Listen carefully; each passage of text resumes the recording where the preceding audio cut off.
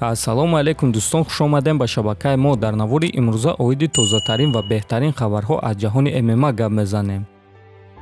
имрӯз ташкилоти ACA аз бозгашти варзигари тоҷик Фатҳиддин Собиров хабар доданд. Акнун варзигари тоҷик Фатҳиддин Собиров бо рекорди 14-3 рӯзи 24 сентябр дар турнири ACA 129 дар қафас бо варзигари қазоқ Каршига Дауидбек бо рекорди 9-3 вой хоҳад хӯрд. хотиррасон мекунем ки Фатҳиддин охирон маротиба ба қафас моҳи сентябри соли 2019 баромада буд ва дар муҳориба бар зидди варзигари бразилӣ Клеверсон Силва осеб гирифт. ҳамин тариқ ғалабаро ба рақиби ӯ доданд.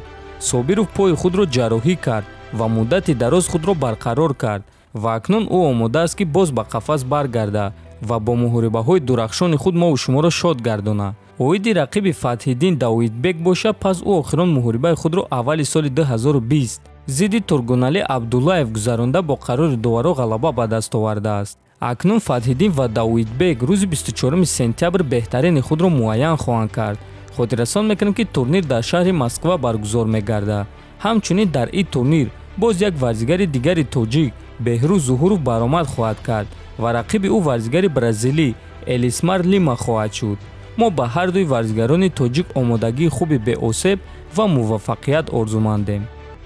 шаби гузашта чемпиони пешинаи UFC дар вазни сабук Ҳабиб Нурмагомедов дар Москва пресс-конференсия гузаронд ва дар давоми ин чорабинӣ яке аз журналистҳо ба Ҳабиб оиди муноқишаашон бо Ҳамзат Чимаев савол дода пурсид ки агар Ҳамзатро дар Абудаби бинад, наздаш рафта пурсон мешавад ки ӯ киро дарондан мехост ва Ҳабиб дар ҷавоб чунин гуфт: ман дигар кӯшиш мекунам ки аз одамҳо ягон чиз напурсам.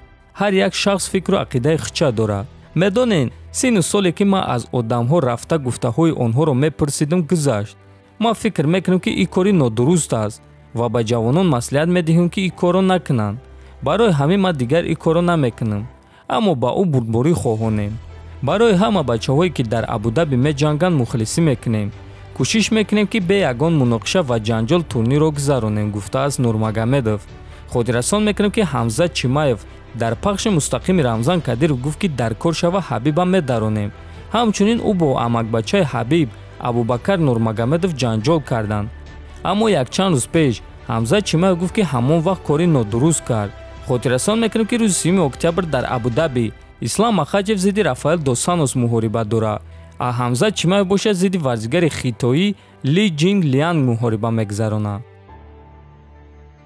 чемпиони пешинаи UFC дар вазни 61 кг TJ Dillashaw ба чемпион шудани ситораи нави UFC Шон Омели боварӣ надорад. биён суханҳои TJ-ро гӯш мекунем.